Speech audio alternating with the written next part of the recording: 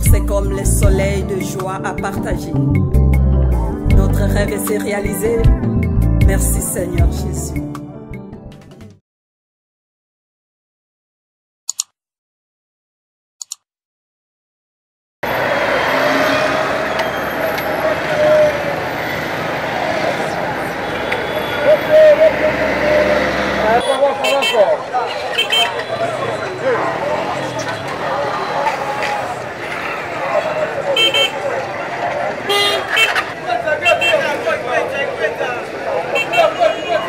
Oui, comme on a président Yuma, nazana mokonzi ba wewa onyon sozo mona na tronçon ya cité Pumbuki Mwenzaga.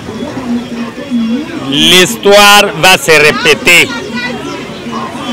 Pour votre information, Nabotama na 1968, Kobotama nanga RDC.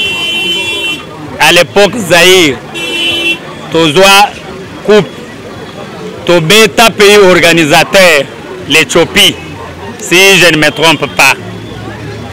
6 ans après, Nakoti, première année primaire, Kokota na primaire, Tobeti en 1974, Tobeta Égypte, Tozoa coupe.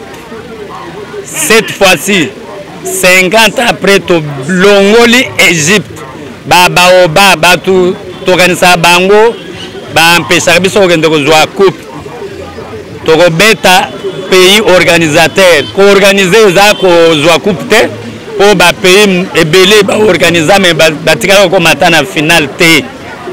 Donc cette fois-ci l'histoire va se répéter.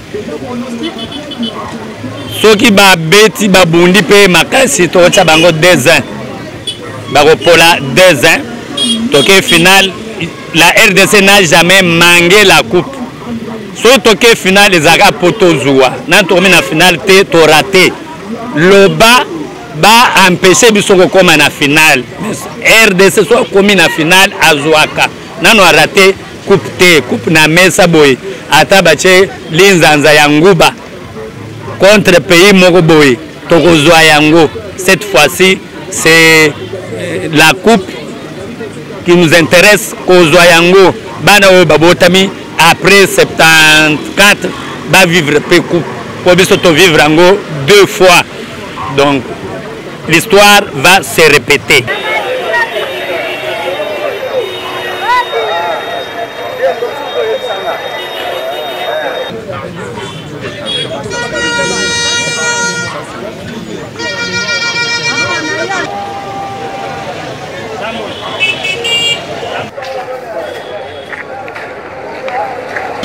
Match à l'élo na toza boye pona ngai déjà si toza coupe eloko etikali ka confirmation pona lelo tozo beta bango na mboka na bango balinga te bazo betama mena biso wa mama tokoti makambo donc esili coupe déjà esi tozwaki eloko na koloba yangwana pona ngai to beta bango ata 4-1 pona ngai ndenge eza wana donc balalaki na bango balalaki ndenge biso wa mama tokoti makambo esili nalobi boye lelo ekoinda totia ba je na se. L'amour c'est comme le soleil de joie à partager. Notre rêve s'est réalisé. Merci Seigneur Jésus.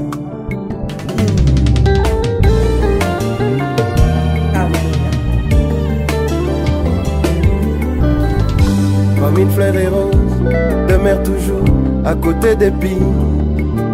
Nakendeki zandu kosomba biloko musu. Taona komi na moni belemba na bike match. Ngabi ban lokola match na kota mbongo na ngana biloko ya match. Ba single, ba t-shirt, ba biloko bele mais taona komi kuna posomba kaka ba single 12,36,000. Osomba mwa bi ba drapele ya mike wana 6,000. Ba biloko komi cher. Eza eloko ya mboka bakoteka ngo cher te po eza jour ya match boso ofe match esili basali bakitise epoli na ndako mosu bateki on a prix unitaire toteki na 2000 3000 omona ke mutu nyonso akolinga alata mboka ezala uniforme mais sikoyo bamati biloko na 15 ans bilobi na jete eloko moko te.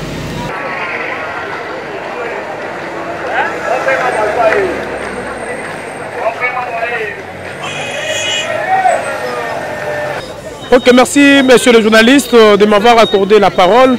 Nous, les enfants de Mongafoul en particulier, et c'est de l'entrée qui moins nous sommes ravis du fait que notre équipe nationale est en train de défendre la couleur de la République. Je tiens par féliciter les vaillants joueurs de la République démocratique du Congo qui ne dorment pas jour et nuit et qui sont au front pour défendre la couleur de notre équipe. En général, qui jusqu'à présent ne nous ont pas encore dessus. Et aujourd'hui, nous sommes très rassurés que nos joueurs vont encore très bien faire. Pourquoi? Parce que nous savons que nous sommes les léopards. Le léopard est toujours le chef de la forêt.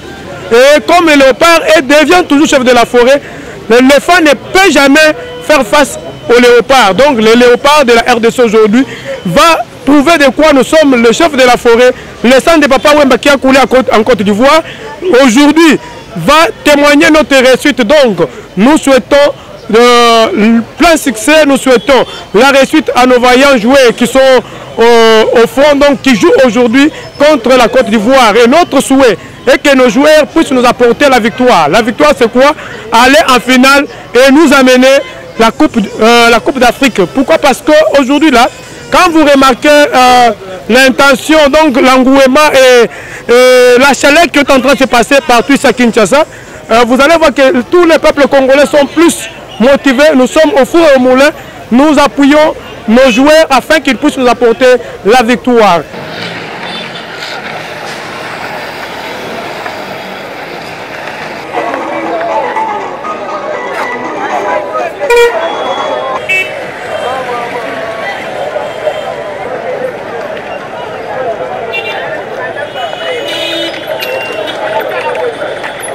Bonjour Aloe TV, kombo nangai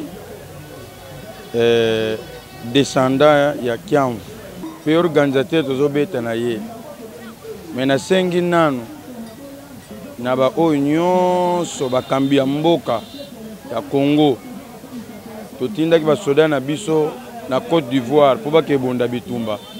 Lolenge pe totindaki ba soda na biso na Est po babonda bitumba.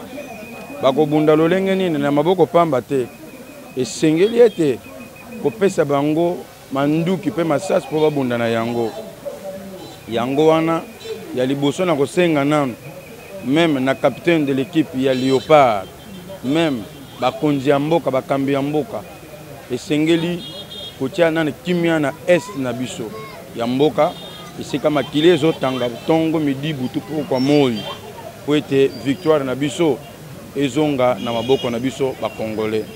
Ba Léopard biso toza na sima na bino. Même de près, même de loin.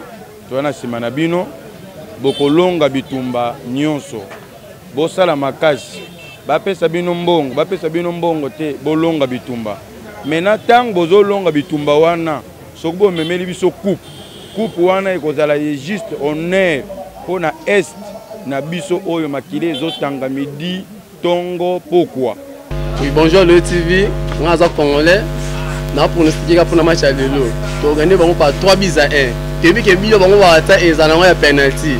Comme à côté là bango mais to gagner bango par 3-1. Et là on a singara qui ba jouer na biso pour pas sécuriser bango bien pour match Côte d'Ivoire au temps obé na 3e journée na ya pour la 4-0. À ça des ordres ya Panzaka ba mituka. Pour amener les joueurs au gagner à bango abima atteindre la stade pour moi obimezala qui te pour supporter basilika makas donc to aussi répondre à jouer na biso vu que tu gagner bango pour pas sécuriser ba jouer biso bien pour les autres qui ba jouer ta ba gagner ba silisi comme pour abima boyo ba menacer qui ba bis na bango ba ndé ba hôtel ba sala qui boyo boyo donc on a singara pour sécuriser ba sécurité ba joueur la sécurité bon tout.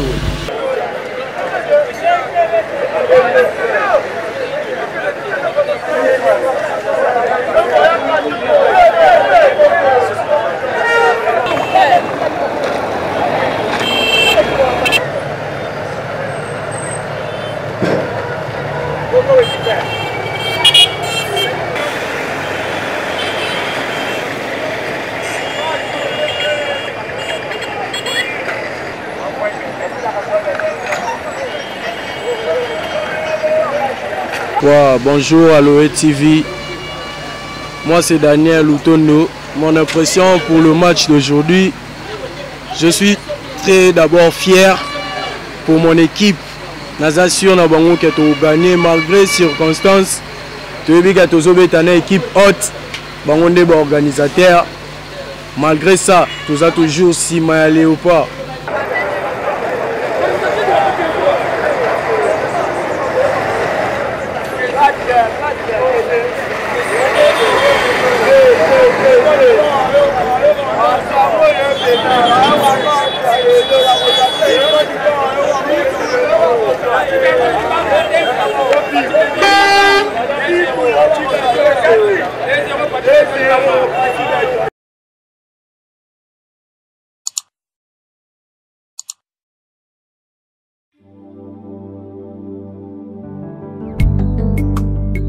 L'amour, c'est comme le soleil de joie à partager. Notre rêve s'est réalisé. Merci Seigneur Jésus.